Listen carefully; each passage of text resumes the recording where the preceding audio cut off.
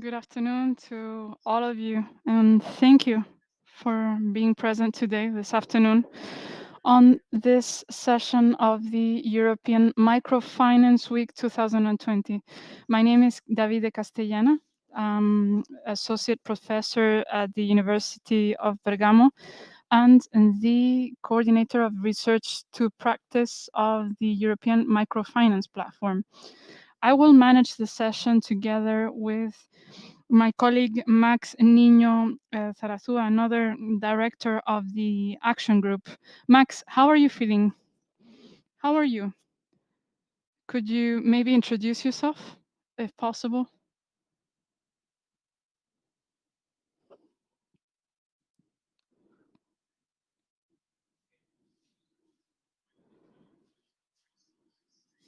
Max, I believe your microphone is silenced. How are you? Yes, thank you. Thank you, Davide.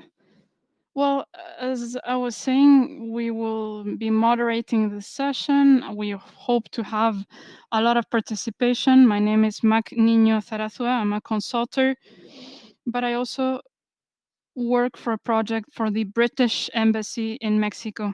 I'll give you the floor again, David. Thank you.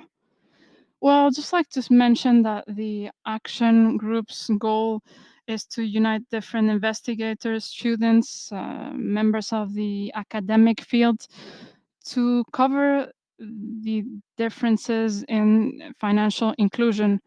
This meeting is based on a research document that our investigative group has been carrying out to understand the consequences of the COVID pandemic on the supply chain of the inclusive financial sector.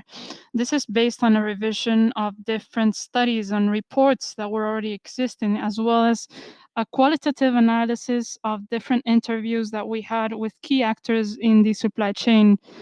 The results will be a research compendium published by the same microfinance platform and our websites inside the platform. Well, to start with, I'd like to start this session by making a survey to see what your perception is on the value chain and how it has faced the COVID-19 pandemic. After this survey, we'd like to share some videos and results that present the theoretical framework, as well as some results that we obtained from the investigation. Afterwards, we'll have a very nice closure with a panel of different specialists. I'd like to start with the first question. The first question is related to clients. What has been the greatest challenge to which clients have to face themselves in terms of microfinance with the COVID-19 pandemic? And then we have different answers. Difficulties in terms of paying their loans, B, a lack of access to credit services, and then C, difficulties in terms of accessing accounts, savings accounts and deposits.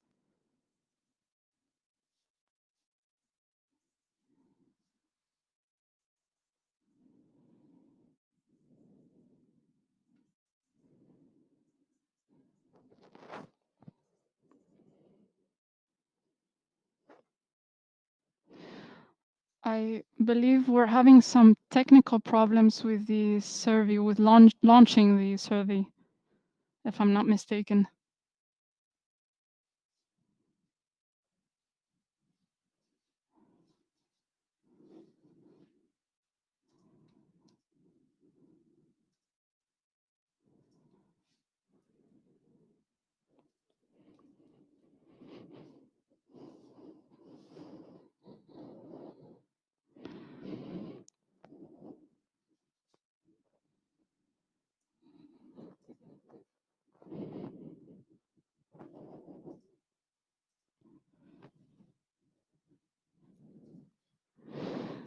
Could the participants maybe confirm that they received the survey question and that they have the possibility to answer the survey?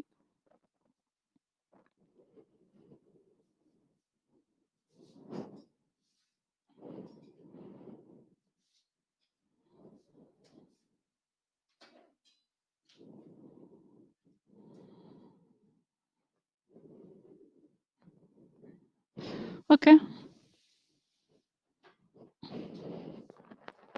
Okay, so I'll proceed to repeating the first question, which is related to clients. What has been the greatest challenge that your clients, your microfinance clients have had to face with the COVID-19 pandemic? Option A, difficulties in terms of paying their loans. B, a lack of access to credit services. C, difficulties in terms of accessing savings and deposits accounts.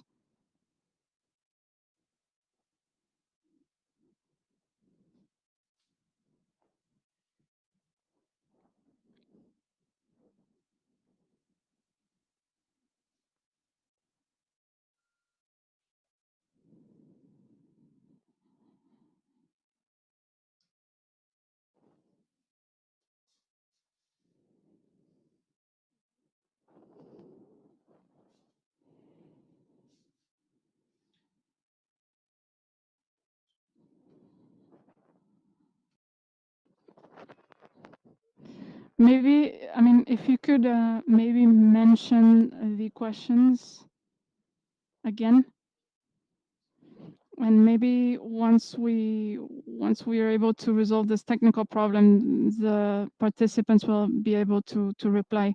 Okay, so I'll just proceed to the second question, which is related to FMIs. What are the greatest challenges that FMIs are facing in terms of because of the confinements and the mobility restrictions due to the COVID-19 crisis?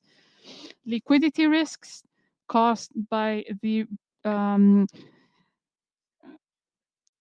cash flows, credit risks related to the impossibility of recovering payments of loans, and then operational risks in terms of frauds and procedural mistakes or errors. And then we have a third question related to investors. What are the strategies that investors are having to mitigate the risks associated with the COVID-19 crisis? A, investing in already existing contracts that have already been signed. B, working with other investments to mitigate risk. And then C, investing in new models, new business models such as fintech. And then the last question, it's related to regulators and governments. How are financial authorities responding in the inclusion sector just to face the challenges of the COVID-19 crisis? A, the introduction of moratories to reduce the credit risks. B, publishing provisions in order to incentivize financial innovation, such as fintech or digitalization. And then C, investing in technologies in order to reduce cyber frauds and digital risks.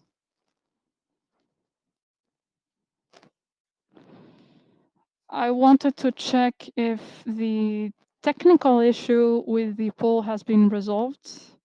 Has everyone received the poll with the questions?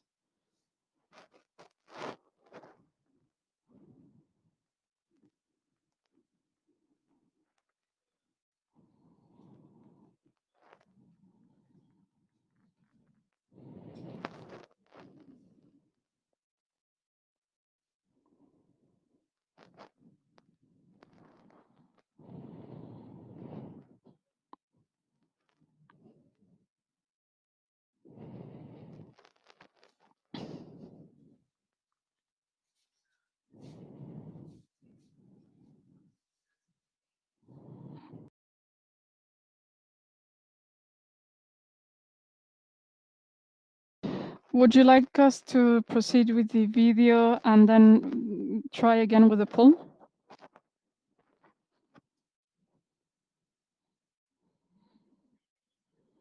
I'd like to apologize to all of the participants because we're trying to solve the technical issue. We're in contact with the technical team to see if the issue can be resolved.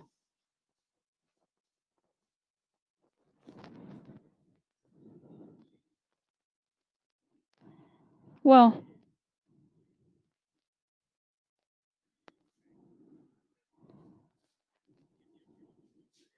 I think that the best that we can do is to launch the video, and then if we don't have any time left, you can we can proceed to the next poll if Max agrees with me. Yes, why not? Why not launch the video and then try and solve the poll? We'll also have a panel with a very interesting discussion. So let's launch the video. Perfect. Well, then I'll give the floor to Max so that he can proceed. Thank you. Well, yes, as I was saying, as Davide was saying, we wanted to present a video with a series of preliminary results on the research that we've been carrying out in our action group. And this would enable us to introduce the great panel of experts that we have present here today. The idea is to give different perspectives on the work that has been carried out, and I think that the video clearly sums up everything that we've been doing up until now. Let's launch the video. Thank you.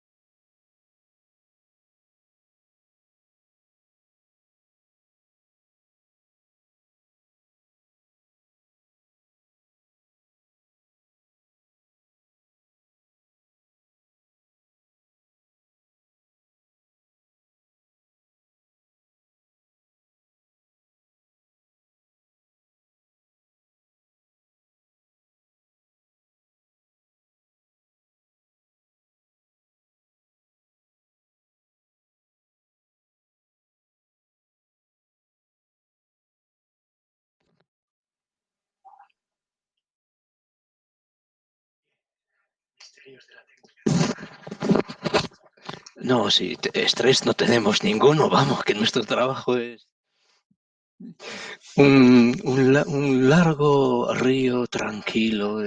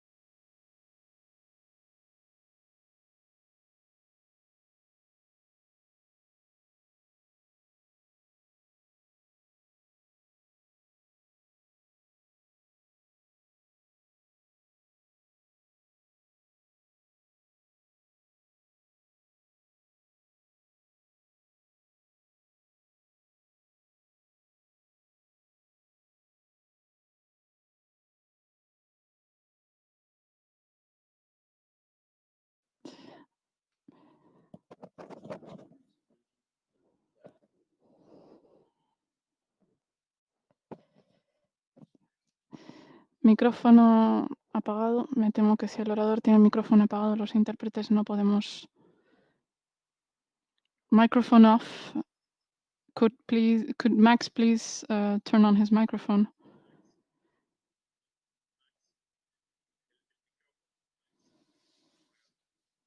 Microphone, Max, your microphone is off. Oh, thank you. Apologies. Well, I was just saying that I hope you enjoyed this video, which was our tool to open the panel this afternoon. It's a true pleasure and honor to start with this panel. We have a series of experts that were available and willing to contribute. And the idea was to have participation coming from different fields, different parts of the value chain of financial inclusion, but from the same region. And we believe that Mexico was an interesting case, seeing the maturity of the financial sector. If we look at how Mexico has dealt with financial inclusion, working together with different institutions that give services to vulnerable populations, and also the way in which the pandemic has had an effect in the financial situation of the country. So we wanted to have different actors coming from the same geographical area that would be willing to share their experience. And it's a pleasure to have Jose Manuel Gonzalez, General Director of Te Queremos, which is a financial institution that has the capacity of giving loans and making deposits in Mexico. We also have Maria Teresa Medina, Portfolio Director of Global Partnerships, who has a wide length of experience in Mexico. She has worked very often in the microfinance sector. We also welcome Jose Antonio Quesada, uh, Regulatory Affairs of the Mexican Banking and Securities Commission. Jose Antonio is in charge of all of the provisions for regulations in the financial sector in Mexico. So without further ado, I will be the moderator of the panel. As I said before, my name is Max Niño Tarazua, and I'd like to start the panel by asking Jose Manuel if he could tell us more about what your organization has been doing and what were the main challenges that you faced or are still facing with the COVID-19 pandemic in Mexico. If you could consider the following elements in your reply, such as credit risk, liquidity, or funding challenges, operational problems, we would be thankful. Thank you very much. Well, thank you. Interpreters apologize because the speaker is very far from the microphone. Te Queremos is a financial institution from 2005. We've been cooperating for several years. And from the very start, we were a financial institution that was regulated from the very beginnings. And this was from 2005. In 2018, we were able to make a major purchase. We purchased Camel, which is very similar financial institution in Mexico that operated in a very similar way. This enabled us to have a very large credit portfolio with 2020 $100,000. We specialize in microcredits and in the sector itself, whether giving microcredits, taking deposits from clients, and we have a wide range of securities. We have about 470 offices in the whole country, and we have the pleasure of having 7,600 collaborators and 540,000 creditors. How do we work with microfinance? Well, we have different technologies. We have group credits on the one hand, and individual credits that represent 32%. The group credits are 68%. About 46% of our portfolio is funded by us. If you could go on to the next slide, please. Well, when we started knowing about COVID in Mexico was in mid-March. I think the first impression of the actors of the sector were feeling great concerns and also many doubts and uncertainty. There was something that was greatly unknown, and we didn't know how to react. We wanted to guarantee our liquidity, the credit risks, and the operational risks. This was something that we had never seen before, and we had to prepare for it. And so, in terms of liquidity, the Mexican Banking and Securities Commission decided to involve the whole sector in order to have different accountability tools that would enable us to face these challenges and to face any credit risks that we could have with the clients. This is why the Banking and Securities Commission decided to launch a report on our position in the markets, different credit lines, and to be able to monitor possible liquidity risks that could be provoked because of the pandemic. We decided to create a liquidity committee, which is still having meetings every Monday, which follows up very closely all of the different credit flows that we have in the company. We considered this different aspects as well. The formation of credits was very important, and at what level do we put different credits? We had to take different credit lines into account. The payment calendar was also important. We had certain portfolio actions that had to be complied with, as well as the bonds. And we had different negotiation lines as well. So we had to be in contact with different funders in order to have a greater continuity. We had to follow up very closely all of these tools. We have a very wide savings base and a lot of clients that continued trusting us in terms of savings. We also needed the adequate resources in order to put up with the departure of certain clients. Liquidity, um, payment of the loans, as well as salaries of employees. And to this day, we still have this liquidity committee that has been able to carry out these tasks. I must say that we're a development bank. We were in contact with the Mexican Development Bank so that in August we were able to face any potential liquidity risks. Recovering credits is important, and this takes me to the credit risk. We have individual risk and group risk, as I mentioned, and so we had to inform our clients on the credit of those loans in that moment and what their stance was on compliance at that point. It's important to take into account where the credit takers are located. We know that Mexico has many regions. I know that in April and in May we had confinements in the city of Mexico, but Chiapas and the cities of the south were still operating operating with a certain degree of freedom. So any measures of credits had to be focused on every region and had to be followed up very closely. We wanted to be careful in terms of measures because we had to take into account the liquidity of clients and we needed to guarantee that level of liquidity.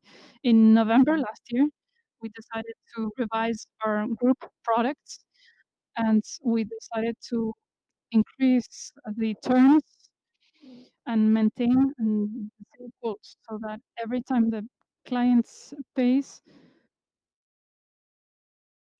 he or she will have a savings program as well. So they have the option to pre-liquidate the terms in advance. And so this gives us greater savings capacity in order to face any possible liquidity or functioning problem. So basically, that's what we did. We tried to get closer to the clients. We wanted for them to pay um, 40% in advance, stuff like for group credits. So we had different quotas, also monthly quotas for group credits. Clients that were not paying the quotes had to comply with the credit conditions. In individual credits, the fact that they were only paying half um, gave us morosity. And so we wanted for clients to be able to comply in difficult situations that were not yet critical. We wanted to advance credits, advance the terms of the credits, the calendar, and alleviating the liquidity would be an option for many clients, an option to survive for many of them. So, and this also gives us greater liquidity because it allows us to guarantee a great deal of payments, and this happens through time. We believe that the most critical parts would take place between August and October, and that's why we decided to push credits to July, August, and then give some grace periods so that clients can go on to the next period. So we were able to observe what the new conditions were also in terms of the financial situation. And so that's what we did in between June and July. We decided to have different loans with clients, 4 weeks for the group loans and grace periods for individual loans. I have to say that this has worked rather well. We also had condonation or forbearance for this part.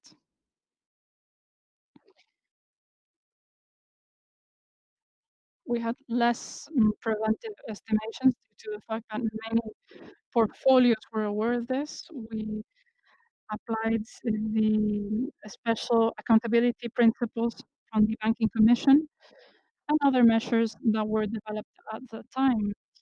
That's what we faced back then in June, July. But in operational terms, I would say that all of the mm, health measures were applied. We were able to have many meetings via home office. We have virtual meetings. Um, Being capable of having virtual meetings has enabled us to carry out more tasks. And so we some rates we were able to change the accident rate thanks to the fact that we were working remotely. It was also good to see that many clients had sufficient liquidity to face uh, funeral costs because of the COVID-19 pandemic. Thank you. Thank you, Jose Manuel. It's very important to know the experience that you went through from the side of a financial institution. And we understand, as you described, these institutions are regulated by the Banking Commission and Values Commission. So these strategies that you describe, which are examples of what other institutions could do in the context of a system where you have both regulated and non-regulated institutions. The role of the regulator is very important to lend support in this kind of crisis. And this is a crisis that affects a crisis globally, not only some sectors, not like other crises. So I would like to ask to Jose Antonio, as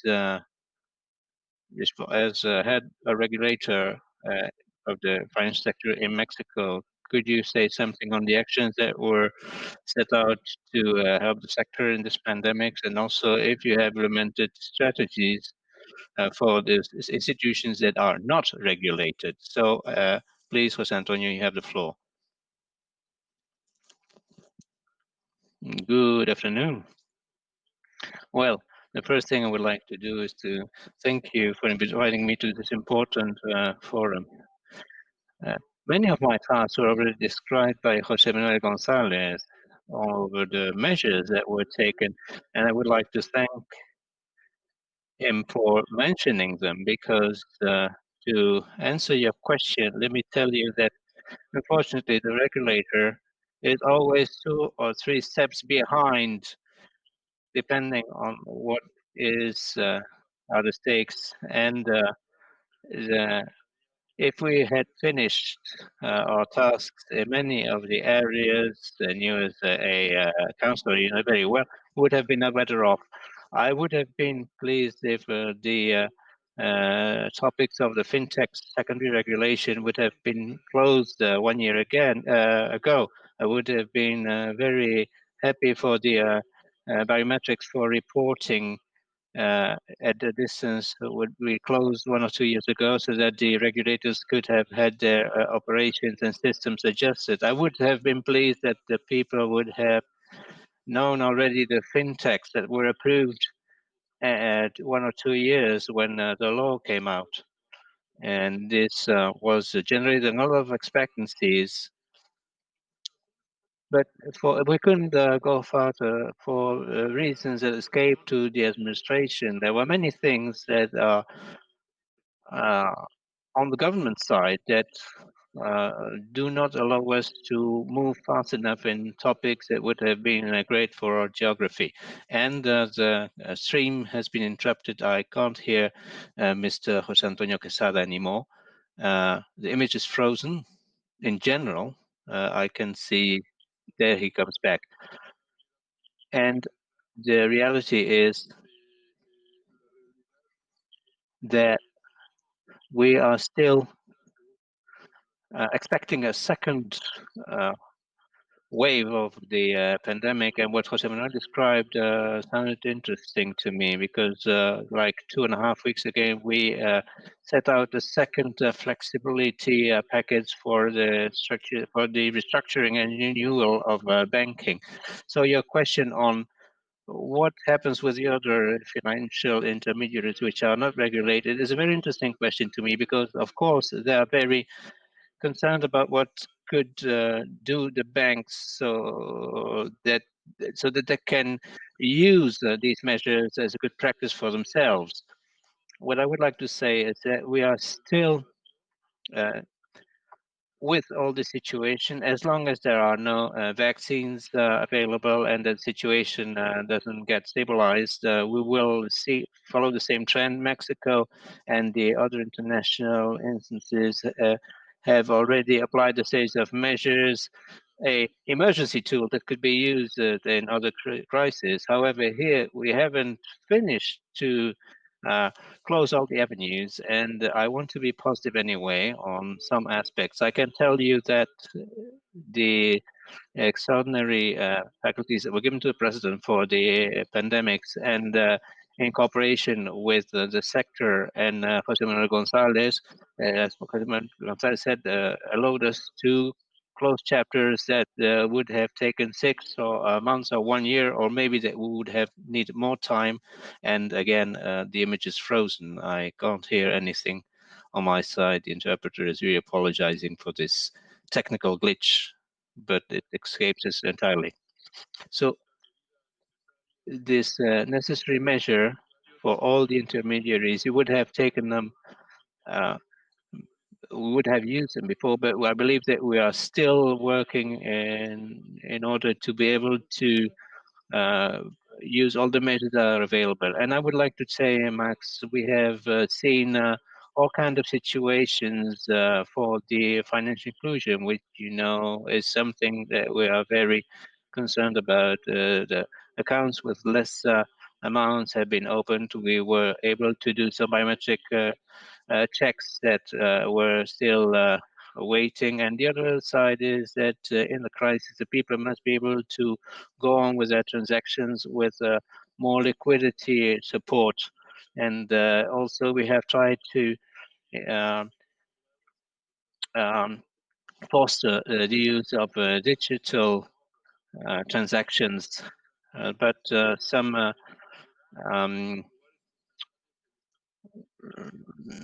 subsidiaries couldn't open and couldn't use the electronic banking.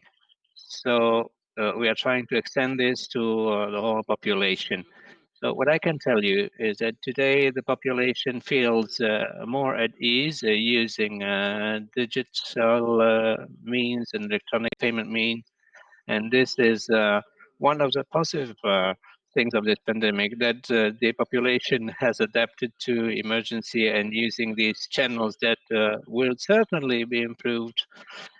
Even so, the connection that we have today to, and again, the image is frozen. I'm very sorry about that. And I'm waiting for a feed to go on interpreting. To have a better result. Thank you. Yes, thank you, Jose Antonio. I believe that when you mentioned the connectivity problem, it was like an omen, because the communication was cut. But we were listening the end of what you were saying. It was quite interesting in this first part of this talk today, how all the actors in the value chain are facing all these challenges. It's also very interesting what you both said on the liquidity problems, how these evolved first as a sectorial problem and then extended to the credit risk sector, and also with this moratorium. And the role of the funder or the investor in these activities is also very important for institutions that can receive deposits like Creemos. This is a very important leveraging for those institutions that have no capacity to receive deposits from the public. They need financing, they need investment from other institutions. And this is where I would like to ask Maria Teresa about her experience.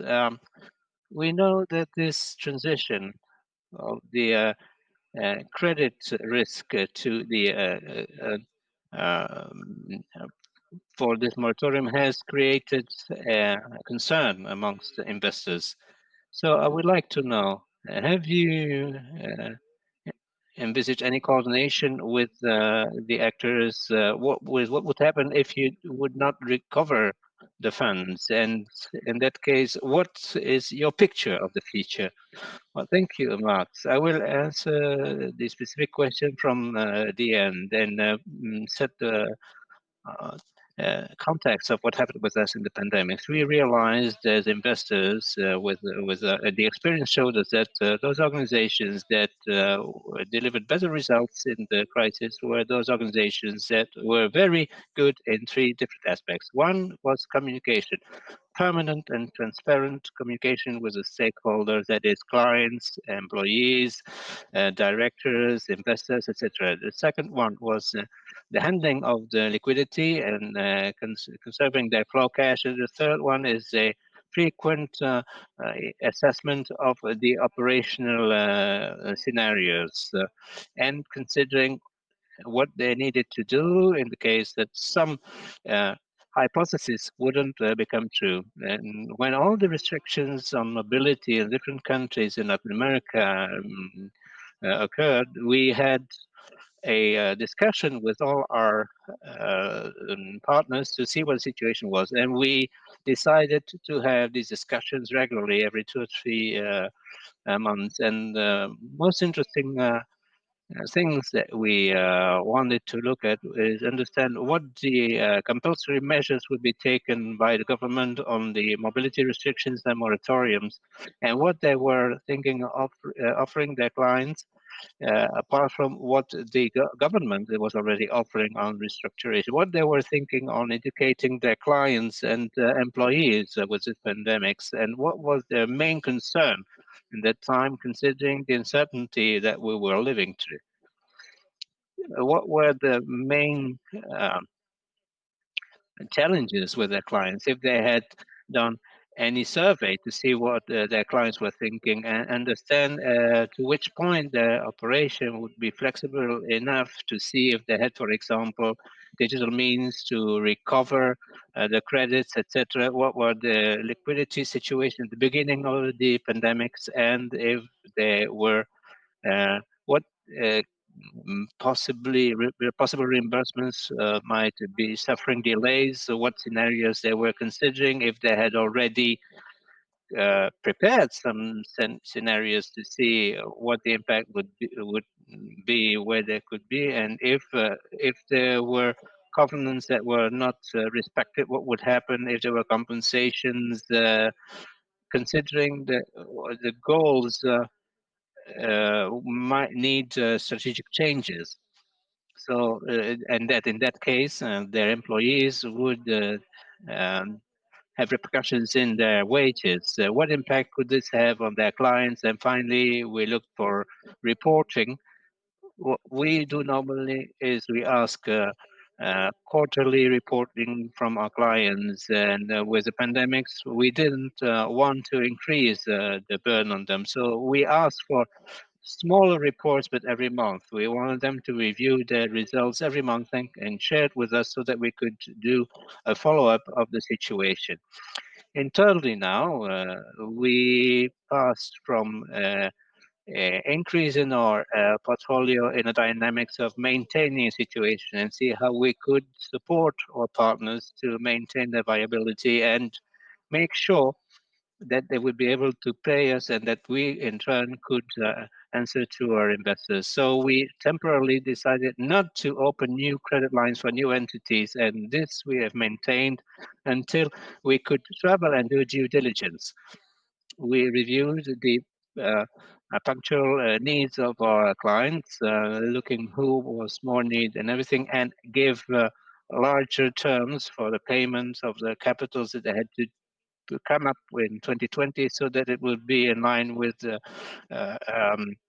earnings they would get from their clients. And also, we were insisting on the liquidity because during the pandemics, the ratios between the quality of the portfolios and the profitability were going through some changes. So we were looking at liquidity ratios, considering the capacity that they might have to pay their debts in the coming months. We also tried to have a maintained leveraging rate, that this wouldn't increase so much because this would be a real problem for us. And in some cases, we also looked at the solvency indicator index. And for those that were not suffering any debilities or weaknesses, we did due diligence to either renew credits that were coming to an end or increase these credits. And finally, to answer the beginning of your question, what we did very quickly was to align in a more frequent conversation with other funders in virtual and presential due diligence, even meetings with other funders. And in these cases, when we would have the same microfinancing institution, we would mean to have handshake agreements to have the same level playing conditions for everybody. That's basically what we did. Thank you very much, Maria Teresa. Well, it's very interesting to see how the sector, the investments and funding sector, has had to develop strategies very quickly, especially taking into account what the financing world was experiencing at the time. As we can see in this first block of the conversation, we've been able to discuss different strategies as a reaction to the pandemic and how we've been able to react and face the consequences of the pandemic, which has affected us all. We have points in common, but we are also aware of the fact that in times of crisis, we not just have challenges, but also opportunities. Opportunities that could be derived from different crises. And I think it's interesting to explore different opportunities. And with this topic, I would like to give the floor again to Jose Manuel as he represents a financial institution. Mr. Gonzalez, is has has this pandemic created opportunities for you? Have you seen potential opportunities to increase the impact of your products and services? And then I would also like to hear more on the support received from the Banking Commission, the regulators, and other important actors in the value chain, because I know that they also obtained opportunities. Could you maybe share your experiences with us? It'd be greatly appreciated. Thank you. Thank you, Max. Of course, as you very well mentioned, every crisis brings about new opportunities as well. And I have to say that we had already been working on having a sandbox that enables us to create credits in different ways and doing it remotely as well. And one of the main challenges of microfinance is that most procedures were rather artisanal. And so we needed a real army, a large group of people that is able to visit clients. Nowadays, we're able to get closer to the clients, have proximity services for credits, for savings, and we're able to do that remotely, electronically. So that brings about a great deal of tools that also enables us to reduce costs. And of course, this cost reduction also has consequences for a reduction of the prices for the clients themselves as well. We've been able to redesign our products, and we focused on the importance of savings with the relation to credits, so that clients have a good savings base. If we look at our Insolute base, 35% is savings from clients with large interest rates.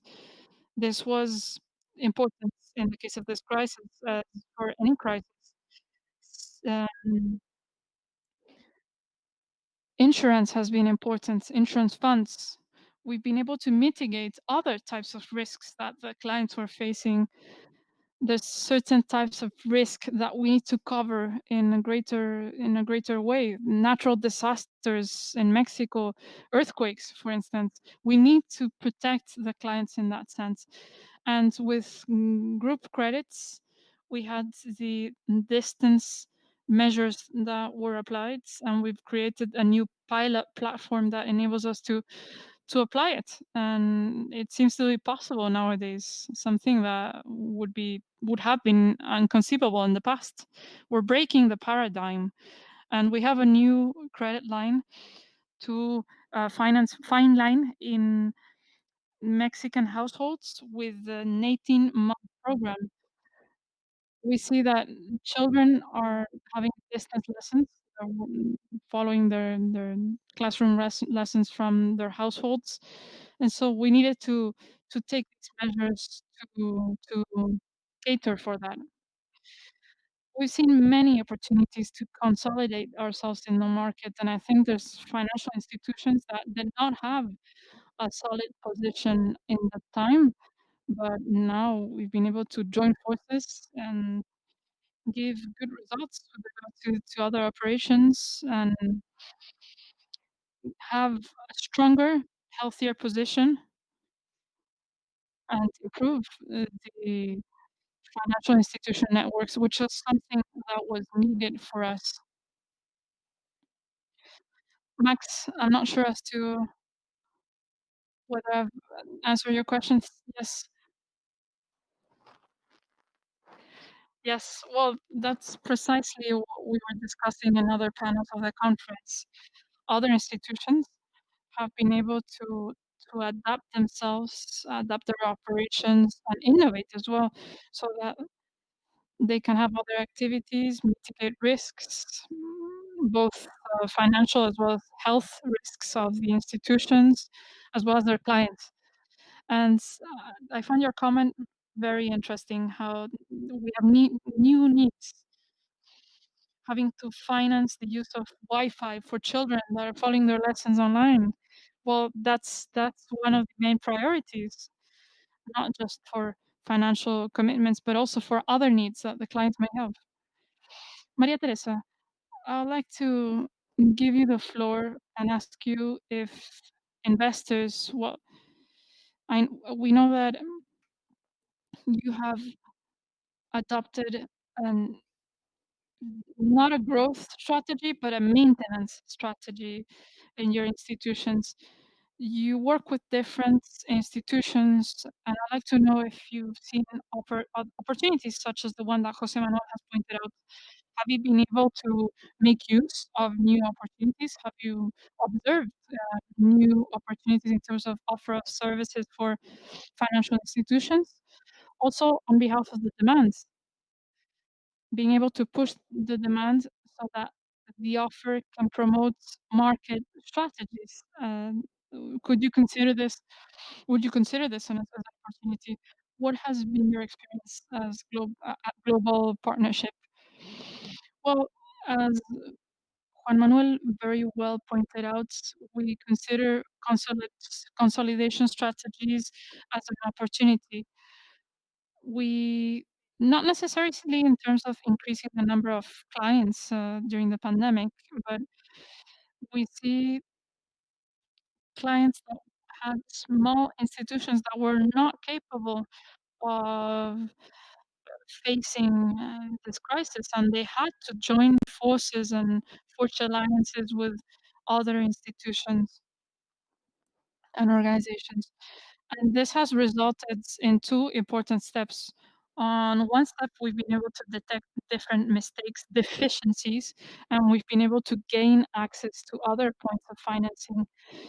The majority of financial institutions have minimum tickets. Sometimes it's difficult to access these accounts. So when this situation happens, it's not so easy to access governmental funds. And in some cases, organizations may not have access or sufficient access to the funds from the government. We also saw problems in terms of digitalization. Even though a great amount of organizations had access to digitalization at different measures, the pandemic has enabled us to speed up the process of digitalization. So we've been able to be more efficient, to increase the client portfolio as well, because we have more places where people can carry out payments and exchange, and this, as I say, enables us to increase the client portfolio. But we have other challenges.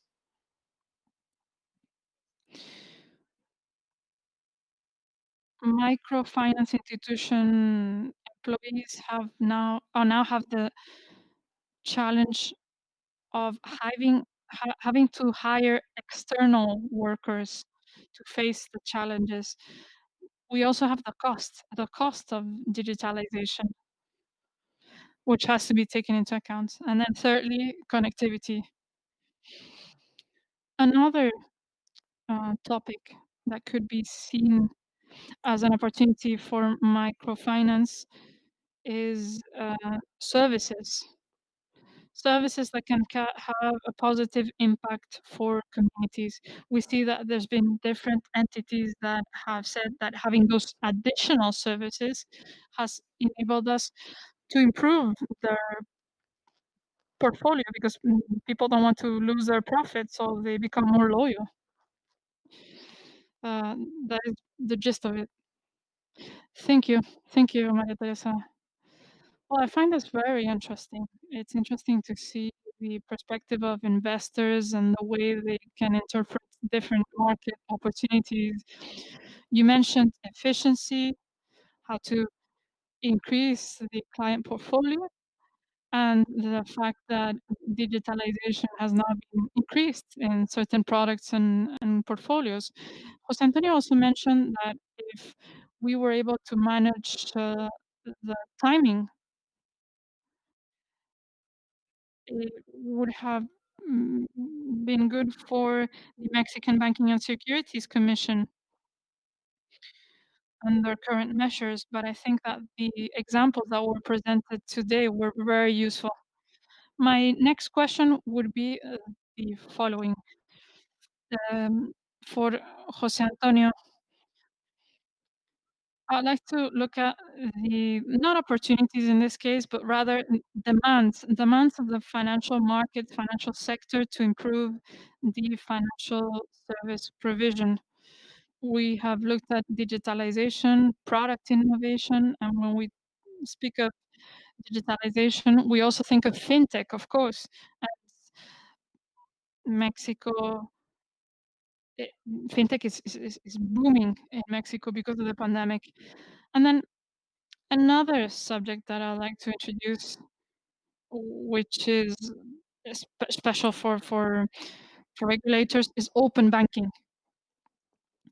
Indeed, open banking can be a great solution for Europe, especially. It's been applied in the UK, but also in other European countries and Asian, Latin American countries. And I think that Mexico has a leading role in terms of open banking and fintech. So I'd like for Jose Antonio Quesada to tell us more about how the Banking Commission has been pushing these demands coming from the sector. You mentioned some of them, but I'd like to know what your priorities would be as a regulator. Thank you, Max. Right now, the priorities have been multiplying. We have to be act with much wisdom to give priority to each of them. In a country which is developed, there are more resources within emerging economies. We have to be very cautious, especially with policies that have a high impact. And we can start with lighter topics which are important and then move on. For the pandemics, and as Jose Manuel Gonzalez said, the pandemic is over. And in a country, as he said, in a great country like ours with so many differences in geography and culture, we now have another issue with the rains in the south and southeast, which make that we have to decide whether we're going to do something specific for that region to help them through these difficult situations. So we have that. We have also a situation that not everybody had the same opportunities to digitalize in the pandemics. You know that there was a lot of cyber attacks occurring. The fraud through different channels, especially the digital channels, have increased because people do not realize that if you do not give them if you don't give your key of your house to somebody, how on earth do you think of giving a password to somebody else? So people do not realize that these keys and digital keys can open several doors. In the chat, somebody mentioned about digital alphabetization. Of course, we have to uh, encourage this and have the population to understand what the risks are, but also what the advantages are of the numeric or the digital environment. And very interesting thing what you mentioned in Mexico. We did it with the open financing system. This is not something they want to limit to banking. We've been working with other sectors in such a way that we can also do the investment that is needed for them to become fully, well, not fully, but become electronically accessible. Not everything went well to everybody in this digitalization. The business continuity plans for the operational part, in many cases, these plans didn't function properly in the pandemic. So we have to improve them in order to adapt them to the clients and migrate to other more complex scenarios of risk administration, like could be adopting the social corporate liability in finances, which is something that will be very important and that we have to consider too. So what I can tell you is that within the priorities of the Commission, we have this part of the regulation agenda on all the topics related with financial inclusion, especially stressing the part on digitalization and also everything that is needed for the population to be taken care of, and open channels like with other players like INE, which is in charge of the power plants or the biometrics, such as one person who is operating to digital banking be more protected, and the institutions too, in order to have a better context to work with in the digital world. I hope this answers your question. Yes, absolutely, Jose Antonio. It's very important to be aware of the strategy and that how the Mexican regulator is promoting all these developments that, as you said, started before the pandemic, but have seen increasing necessities uh, come to life with the pandemic. So we're getting at the end of the session, and there are questions too. And we also would like to remind the audience that they can send their questions. So we'll close this discussion to read the recommendations that our participants would like to transmit. And uh, some of the questions are right already. If you have the opportunity to answer these questions, it would be great. So if you don't mind, we might start as we started with Jose Manuel. If you would like to conclude with a couple of points and maybe answer some of the questions that were made to you. Thank you, Max. Many things have been said already, and I believe that the path is very clear. We have to take advantage of all the digital channels and regulations that are set in place. It's very important that we go towards this and that we work a lot to adapt our operation capacities and our technological infrastructures in order to really be able to work in these conditions. We had a question on whether the digital education would be necessary. What we observed is that the new generations are quite uh, proficient in digital operations. The young are very intuitive and know how to do that. But for older people, we will have to educate them in order for them to operate properly. But what we notice is that once they adopt these new ways of working, they are doing it very well. Thank you very much, Professor Manuel. Maria Teresa, do you have some final point remarks you would like to share with us? Well, maybe I'd like to mention I believe that flexibility is a very important characteristic to be able to survive in a crisis. The fact that you can adapt, that the systems can adapt easily, that the products are adaptable, that the same occurs with channels. It's something that we said that with diversification of products. For example, the rural or agricultural or micro portfolios had a better behavior than the city portfolio. So this is the opportunity to think of how we could diversify our portfolios to reduce the risk by scattering it and having the flexibility through the fintech to do so. Thank you very much, Maria Teresa. Finally, a word from Jose Antonio, some wise words from the regulator. Well, I don't know if they're going to be wise, my words, but let me tell you, that is that we've been in this enormous pressure of all the regulations that were needed because of the circumstances. But what we noticed is that very interesting data came afloat with this situation, as Maria Teresa said, and at least we had time to uh, study these data. Therefore, this forum was very interesting for me, and I, like David, am working in the university world, so it's quite interesting to see how we are going to cope with all this and what are the signs that we have to be aware of. You know why we've been studying this financial inclusion together, that remove liquidity from an economy and uh,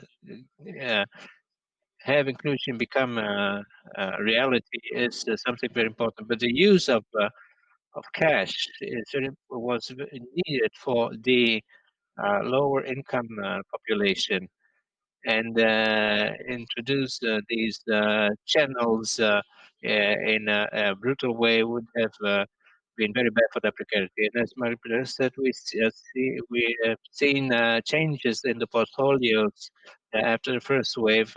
With the end of the moratories in 31st of August, and then in October and September and October, we could see what who was able to stand up and who wasn't. And as she said, in the micro businesses and in the agriculture, there was less incidents than in other sectors. So I believe that we haven't finished yet to analyze the whole situation.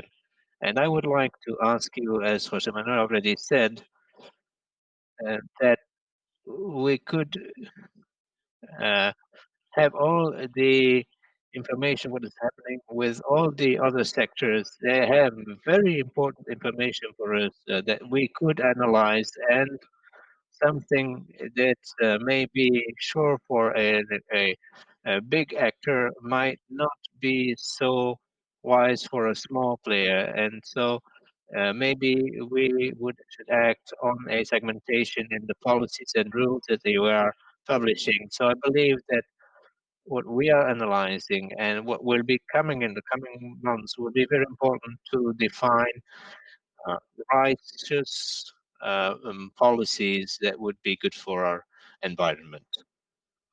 José Antonio, Maria Teresa, José Manuel Davide, thank you very much for being with us in this session, in this panel.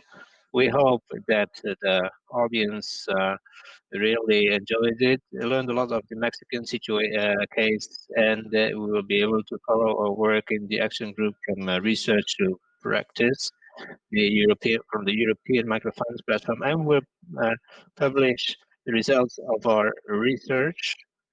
We'll also make information available on this on the platform webpage on the results that we are obtaining. Davide, would you like to address last words? Well, I would simply like to say thank you very much to all the panelists and all the participants that stayed tuned. I know it's very late, so I do not want to extend this very much longer. I'm very pleased that we could celebrate this panel, and I really thank you, all the panelists, for their contribution. Thank you, Davide. We thank you all. We send you our cities from Colombia, Mexico, and Italy.